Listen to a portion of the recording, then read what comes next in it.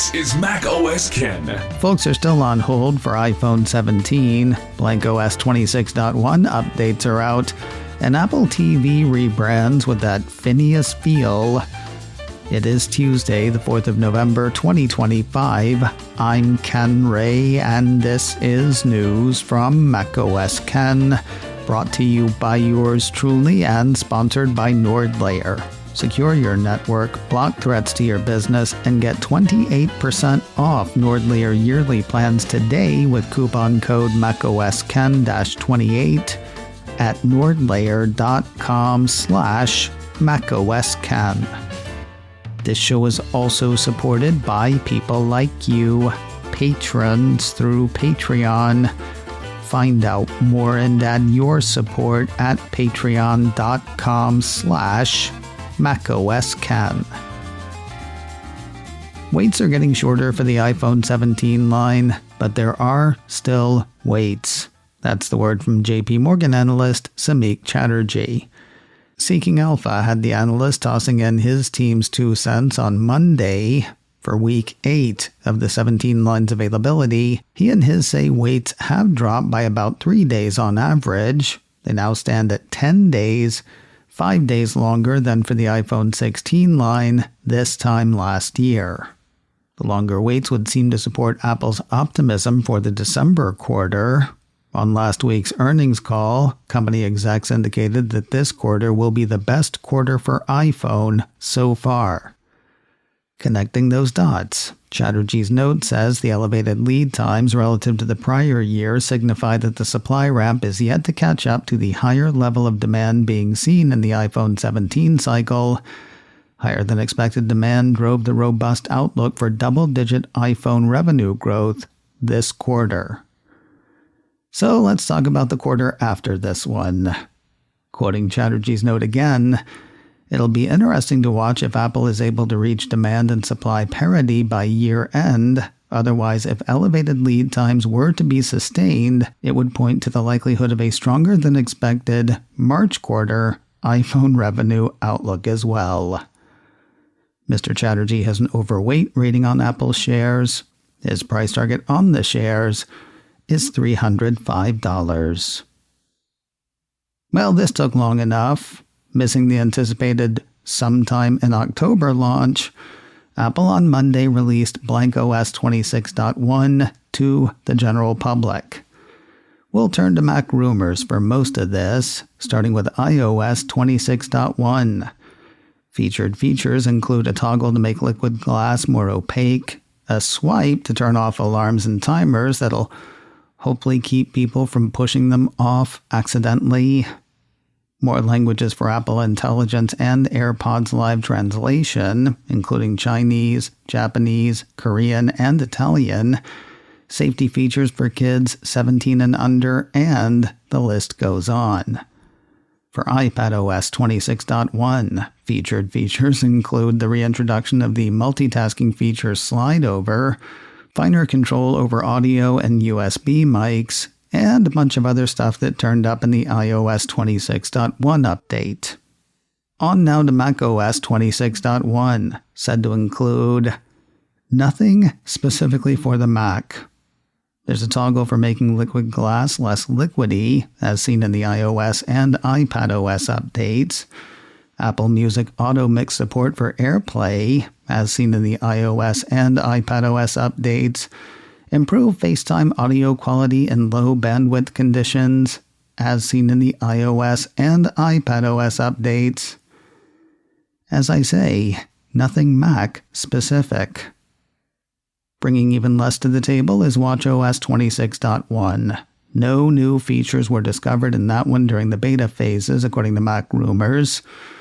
Apple's release notes simply signify unspecified improvements and bug fixes. See also tvOS 26.1. Mac Rumor says nothing new was found for that through its beta testing period. Apple's updates page for tvOS has not been updated as of this writing. Mac Rumor sees similar for HomePod software 26.1. That's not a huge surprise since the HomePod software is an offshoot of tvOS. Apple's release notes simply indicate performance and stability improvements. Last but not least, for a very small number of you, visionOS 26.1 includes AirPlay support from the headset to the Apple Vision Pro app on iPhone and iPad. It also brings support for the Apple Vision Pro app to iPad. Finally, there's the ability to view playback controls and video length while in immersive view in videos in the headset's spatial gallery. On top of new features, each of the 26.1 flavors comes with a significant number of security fixes. Additionally, there were also OS releases shipped exclusively for security. A visit to Apple's security releases page had the company releasing macOS Sequoia 15.7.2 and macOS Sonoma 14.8.2. Interestingly, there were no OS security updates for iPhones and iPads that haven't made the jump to OS 26.anything. At least there weren't, as of this recording. Apple's made it easier to peruse all of its App Store wares. Yet another piece from Mac Rumors says the Cupertino company has launched a new App Store on the web, one that'll let users browse through and search for apps across all of its platforms. This is accomplished through the magic of a drop-down. While it will default to the App Store for iPhone, even if you're visiting it on a Mac, the words App Store for iPhone in the upper left corner sit next to an arrow that activates a drop-down for the rest of the platforms. Though the location is different, the presentation is familiar. Mac Rumor says landing pages include a Today's section with app and game recommendations, categories, and Apple Arcade titles. Visitors can search for specific apps, while the View option takes users to screenshots, videos, reviews, privacy nutrition labels, and so on. I tried it on Safari, which, of course, works fine. I also tried it on Firefox and Chrome. Looks the same on both of those as well, though running both at once made my M3 MacBook Air go really hot really quickly. That said, you can check it out on whatever browser you like by going to apps.apple.com. Folks in Scotland's capital city have an easier way to pay for public transit. Still another piece from Mac Rumors says people riding trams and buses in Edinburgh can now pay their way through Apple Pay Express. That lets passengers pay for travel without unlocking their iPhone or Apple Watch. The news follows Apple Pay Express landing in Greater Manchester in England a few months back. Internationally, Apple Pay Express for transit is available in such cities as Beijing, London, Sydney, and Tokyo. Here in the States, Apple lists express transit locales as the SF Bay Area, Boston, Chicago, LA, NYC, Philadelphia, Portland, Washington, and Washington, Portland. DC. Washington, D.C. More news in a moment, but first a word from today's sponsor, NordLayer, a toggle-ready network security platform built for today's business. NordLayer combines VPN, access control, and threat protection in one easy-to-use platform. To my way of thinking, that threat protection is key. We did a whole segment on the checklist recently about how anti-phishing training at work is not working. That doesn't mean your staff shouldn't brush up and be ready, but wouldn't it be great to stop the bad guys without your people even knowing? NordLayer works to prevent malware, ransomware, and phishing from even getting to your team, which means less for everybody to worry about. All of that with no additional hardware, no huge setup, and 24/7 support. From teams of a few people to 50 plus, NordLayer has various plans and pricing options for you, and at a great savings right now. Get their exclusive Black Friday offer, 28% off NordLayer yearly plans with coupon code MacOSKen-28 at nordlayer.com/macOSken. This offer is only good until the 10th of December, so do not wait. Try it risk-free with their 14-day money-back guarantee. Keep your crew working safely and guard against outside threats with NordLayer. Get 28% off yearly plans with coupon code MacOSken-28 at nordlayer.com/MacOSken. If things seem strange the next time you watch Apple TV, the streaming service, don't freak out. 9to5Mac says Apple on Monday launched its previously announced rebranding from Apple TV Plus to Apple TV, minus the plus. Not surprisingly, that includes a new animation and a new start noise, this one with a ridiculous amount of star power behind it. Finneas, musician and producer extraordinaire. Listen to Billie Eilish if you don't believe me. That Finneas did the, I guess we're going to call it music. In radio production, I've heard it referred to as a short hit, a stab, a sting. But it's Finneas, so why not call it music? Another piece from 9to5Mac had the musician talking to Variety about the sting, which that piece refers to as a mnemonic. Turns out there are 3 of these. According to Finneas, there's like a main version, which is 5 seconds, which is what you hear before episodes of a television show. There's a 1-second version that is just a sting. See what I tell ya? There's a 1-second version that is just a sting that might play when you see a movie trailer and they just show the production company. And then there is a longer form version of about 12 seconds, which you'll see in a movie theater at the start of an Apple Studios original film like Killers of the Flower Moon. As for the visual, it's modern, yet harkens back to older TV identifiers, like the NBC Peacock or the old Specials animation for CBS. Think A24 Ident meets Apple TV Plus, minus the plus.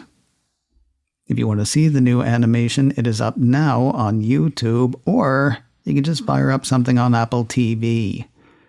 The new ident is running already across the streamer's programming, old and new. Something new from Apple TV that will not be on Apple TV. The Cupertino streamer issued a press release Monday announcing the upcoming podcast, Adrift.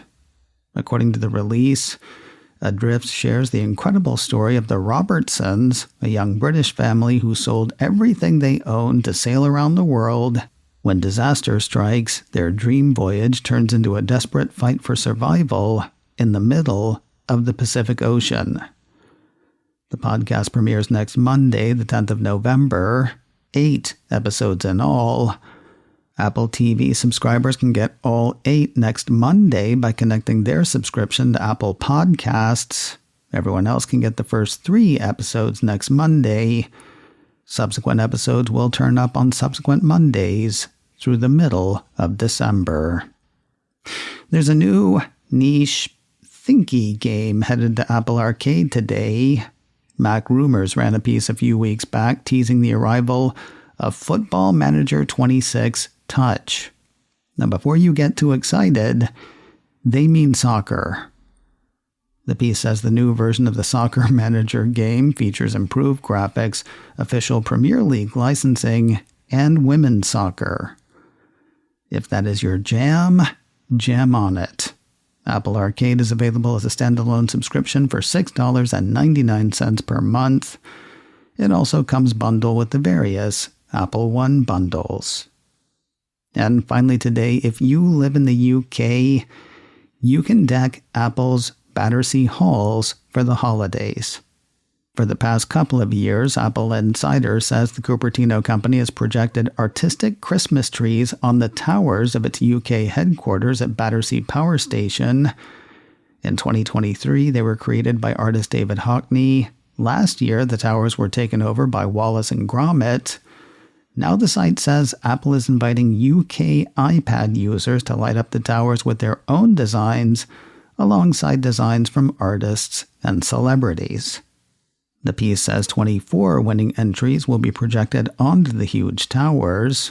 The competition is on now and will run until 11:59 p.m. BST on Sunday, the 23rd of November. Open to UK residents only. More info and instructions for entering are available on Apple's UK site. macOS Ken, brought to you by me and sponsored by NordLayer. Get 28% off NordLayer yearly plans today with coupon code macOSKen-28 at nordlayer.com/macOSKen. This show is also supported by people like you, patrons through Patreon. Find out more and add your support at patreon.com/macOSKen. Advertising handled by Backbeat Media, online at backbeatmedia.com. You can find me on Mastodon, macOSKen at mastodon.social. You can also send me an email, info@macOSKen.com. Until next time, that is news from macOS Ken. I'm Ken Ray.